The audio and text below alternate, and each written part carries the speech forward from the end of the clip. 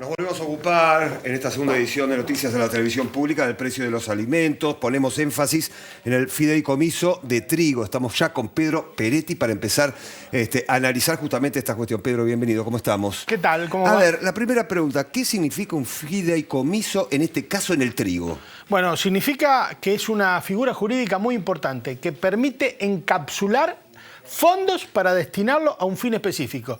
La plata que va al fideicomiso no puede gastarse en otra cosa. Si es un fideicomiso de trigo, no puede ir a pagar intereses de deuda externa, ni puede ir a comprar carne. Es exclusivamente para el trigo. Esa es una figura muy óptima cuando uno quiere hacer un control de precios focalizado y estratégico. Por ejemplo, en este caso, el gobierno ha determinado que el pan es un consumo estratégico de la población argentina porque tiene que vinculado con el alto nivel de consumo, casi 92 kilos per cápita consumimos de derivado de la harina. Bueno, encapsuló los fondos, que son los 2 puntos de aumento de retenciones a la harina y al aceite de soja, aproximadamente entre 350 y 400 millones de dólares, y eso va exclusivamente a subsidiar el precio de la harina. O sea, impacta directamente en el precio, Pedro. Impacta directamente en el precio. Debería ser, si se implementa bien, una vía para contener el precio del pan.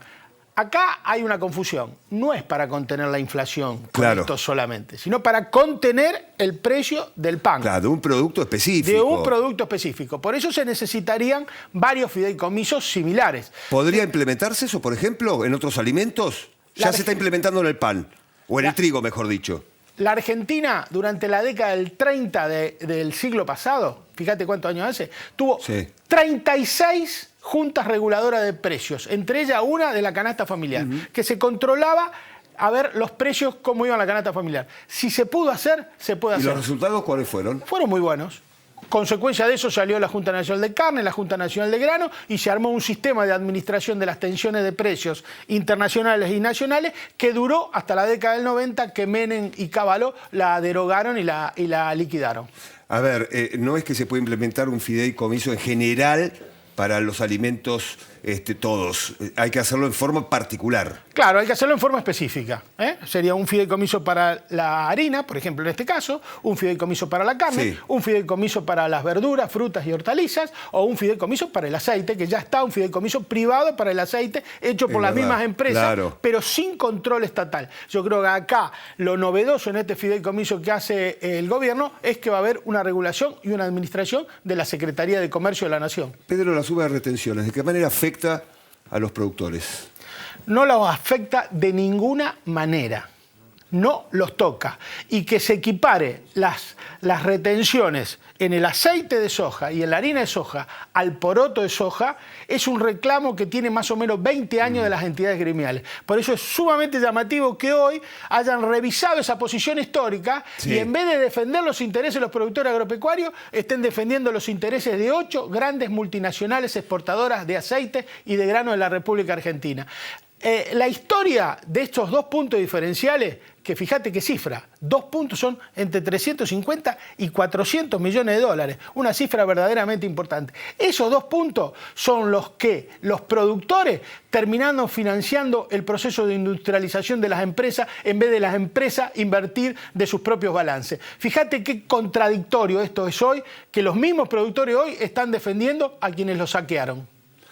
A ver, porque uno escucha las diferentes partes, las diferentes opiniones. En las últimas horas y sobre todo representantes de productores, inclusive gente que trabaja en el campo, decía, bueno, sí, las retenciones nos está afectando y mucho, por eso salen a protestar. Bueno, pero esas son opiniones interesadas. La nuestra es una opinión objetiva. No afectan en absoluto, y esa es una opinión interesada que está con un trasfondo político partidario. El objetivo que tienen esos grupos de productores que están protestando es un objetivo de desgastar al gobierno, de obstaculizar su labor, de no comprender la necesidad que en la Argentina viven 46 millones de habitantes y no 150.000 productores agropecuarios. Tenemos que vivir todo, el sol sale para todo y estas medidas tienden a que haya alimentos accesibles para toda la familia argentina y bienvenida sea que el gobierno profundice estos fideicomisos en distintos rubros alimenticios. ¿Vos pensás que esto es posible? Totalmente posible. Yo creo que está por el buen camino Solo es cuestión de decisión política. No hay ningún obstáculo logístico, ni ningún obstáculo económico, ni ningún impedimento legal para hacer esto. El único impedimento es el político.